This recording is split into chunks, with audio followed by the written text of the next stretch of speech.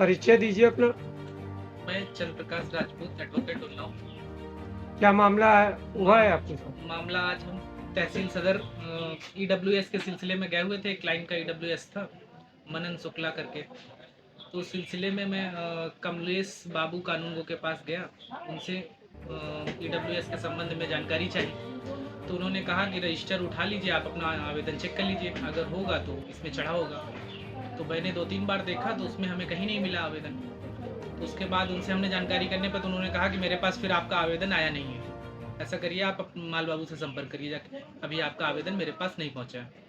तो मैं तुरंत जाके माल बाबू से मैंने संपर्क किया। माल बाबू ने कहा कि ऐसा है, रजिस्टर नाम बताओ। तो मैंने उनको नाम बताया तो उन्होंने फिर हमको देख के ढूंढ के बताया कि ये देखिए 27/5 में जो है कमलेश बाबू ने इसको रिसीव किया हुआ है। तो मैंने उनसे कहा कि मैं इसकी फ़ोटो ले सकता हूँ। तो उन्होंने कहा नहीं, फ़ोटो लेने के लिए आप अधिकृत हम नहीं देंगे अथॉरिटी।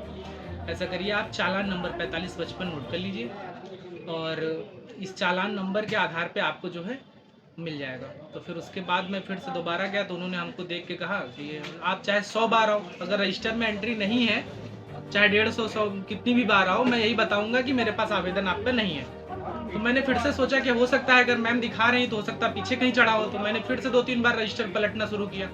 मैं 2-3 बार पलटने के बाद फिर उनका एक जो प्राइवेट वर्कर था, उनका जूनियर असिस्टेंट, वो बोला अलमारी से निकालते हुए इतने सारे पेपर, बोला ये इसमें रखा 4555 आपका आवेदन। तो मैंने कहा कि देखो आपके ही पास था और आप उतनी देर से हमें ऊपर नीचे टहला रहे हो। तो हम फिर उसके बाद उसने अपना रजिस्टर में एंट्री करना शुरू कर दिया। हमें लगा कि एंट्री कर रहा है, फिर अभी उसका कोई सोल्यूशन बताएगा। चूँकि मामला ये था कि जिस कैंडिडेट का वो था ईडब्ल्यूएस, उसका फ़ोन आ रहा था, उसे कहीं आवेदन में भरना है, उसे लगाना है। तो इस वजह से मैंने थोड़ा प्रेशर, मैंने ये कहा कि ऐसा करिए, अब लेखपाल से रिपोर्ट मैं ही लगवा देता हूँ। तो उसने कहा कि मैं आपको कैसे दे सकता हूँ, क्यों आप अभी इतने दिन से आवेदन 24 तारीख का मेरा है, 27 तारीख में आप रिसीव करें और आपके पास अभी तक एंट्री नहीं, आप अलमारी में ऐसे ही रखा रहता अगर मैं ना आता, ये कब तक रखा रहता। तो बोला तो तुम कौन होते हो हमें क्या सिखाने वाले। बोला पैसे लेके आए हो। हमने कहा कि पैसे कैसे, पैसे किस बात के पैसे। बोला 500 रुपये दो तो भाई तुरंत हमें हम जारी करा दें। हमने कहा किस बात के पैसे।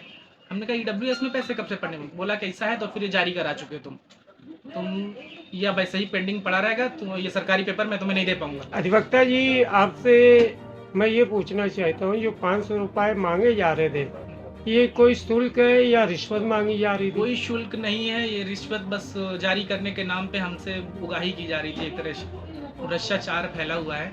बगैर पैसे दिए तहसील में आप एक दिन का कुछ भी नहीं करा सकते। बगैर हर काम पैसे से ही होता है। अगर आप पैसे देंगे तभी आपका काम होगा, नहीं अन्यथा आपकी फाइल लटकी रहेगी, खारिज हो जाएगी, सब कुछ हो जाएगा, उस काम आपका नहीं होगा। और फिर उसके बाद वो हमें गाली देते हुए उसने मेरा कॉलर पकड़ लिया और धक्के मारते हुए हमको नीचे तक, जीने तक गिराते हुए लेके आया। मेरा बैग, मेरा फ़ोन टूट गया उस दौरान, मेरा बैग फट गया। ये देखिए मेरा शर्ट, ये मेरी दशा हुई और ये हमें चोट गर्दन में और सर में कई जगह पे। इस संबंध में आपने उन्नाव बार के अध्यक्ष को सूचित किया है जी, क्या? इस संबंध में हमने बार और बार अध्यक्ष और महामंत्री को संबोधित करते हुए एक प्रार्थना पत्र दिया हुआ है और बार जो है उसका संज्ञान लेके आगे की रणनीति तैयार कर रही है। और मंडे को सदन बुलाया गया 10:30 बजे और मुझे आशा है कि सकारात्मक परिणाम होंगे इसके। परिचय दीजिए अपना। मेरा नाम संदीप कुमार शर्मा एडवोकेट है और किस जनपद से? उन्नाव से। जैसा कि संदीप जी, लगातार उन्नाव में अधिवक्ता का शोषण किया जा रहा, मारपीट, इस तरह की घटना आ रही है, आप सभी समाज के अधिवक्ता से इस संबंध में क्या कहना चाहते हैं? मेरा यही कहने का अधिकार है कि सभी अधिवक्ता अगर एक साथ है, एकजुट होकर सभी का सहयोग दें। अधिकतर झगड़े अधिवक्ताओं के साथ हो रहे हैं, तहसील में बड़ी बदतमीजी हो रही है, कानून गो लेखपाल ये लोग सही से न बात करते हैं न कोई काम करते हैं। अगर जाओ तो पैसे की उगाही करते हैं और बड़ी बदतमीजी से बात करते हैं। जब जाओ तब अधिकतर यही। अभी एक मामला हमारा भी हुआ था इनके साथ, तो हम गए थे, अपनी बात कही, इन्होंने इसी तरीके बदतमीजी से बात की। हम वहाँ अकेले थे तो हमने कुछ नहीं कहा। और सभी अधिवक्ता भाइयों से निवेदन है कि ये चंद्र प्रकाश के प्रकरण में थोड़ा सहयोग दे, सभी एकजुट रह के सभी लोग एक साथ रहें और सहयोग करें।